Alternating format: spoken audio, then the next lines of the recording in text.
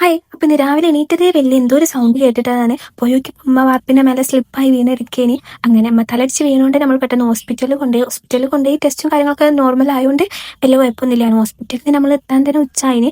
ഇന്നലെ രാത്രി പയങ്കഞ്ഞിന്റെ വീഡിയോ കണ്ടപ്പോൾ കുടിക്കാൻ വേണ്ടിയിട്ട് എടുത്ത് രാവിലെ കുടിക്കാൻ വേണ്ടി സെറ്റാക്കി വെച്ചതിന് രാവിലെ തന്നെ ഉമ്മാനായിട്ട് ഹോസ്പിറ്റലിൽ കൊണ്ടുപോയോണ്ട് പയങ്കഞ്ഞി കുടിക്കാൻ പറ്റില്ല. ഇന്നലെ ഫുള്ള് പയങ്കഞ്ഞിന്റെ വീഡിയോ തന്നെയാണ്. എന്തായാലും ഇന്ന് രാവിലെ കുടിക്കാന്ന് വിചാരിച്ച് അങ്ങനെ പയങ്കഞ്ഞി ഞാൻ രാത്രി വെള്ളത്തിൽ വെച്ചിന്. അതും പിന്നെ മീൻകറിയും മീൻ പൊരിച്ചതും പിന്നെന്താ പിന്നെ മാങ്ങ ഉപ്പിലിട്ടതിൻ്റെ മാങ്ങാച്ചാറ് പിന്നെ ഒരു മുളക് ചമ്മന്തി ഉണ്ടാക്കിന്. അങ്ങനെ അതൊക്കെ കഴിച്ച് പിന്നെ ഉമ്മാക്ക് ഇന്നൊരു ദിവസം റെസ്റ്റ് എടുക്കാൻ വേണ്ടി പറഞ്ഞുകൊണ്ട് തന്നെ ഞാൻ വേഗം ഉമ്മക്ക് തുടച്ചൊക്കെ കൊടുത്തിന്.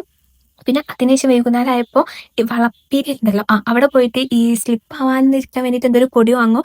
ഞാനാണെങ്കിൽ അത് ആദ്യമായിട്ട് പോണത്, അതിന് എന്ത് പൊടി ഉപയോഗിക്കാന്ന് എനിക്കറിയില്ല. അങ്ങനെ അവിടെ ഒരു പറഞ്ഞപ്പോൾ ഒരാ പൊടി വാങ്ങി തന്നതിന് ശേഷം പിന്നെ ഞങ്ങൾ ഇവിടെ അടുത്തൊരു കുടിരിക്കലും കഴിഞ്ഞിന്. അപ്പം ഞാൻ പോയിട്ടില്ലേന്. അങ്ങനെ ഞാൻ ആ വീട്ടിലൊക്കെ പോയി അതൊരു ഊഞ്ഞാലിട്ടേന് 2 വട്ടം ആദ്യം കുറയുമ്പോൾ പിന്നെ എനിക്ക് തല ചുറ്റണ പോലെ തോന്നി.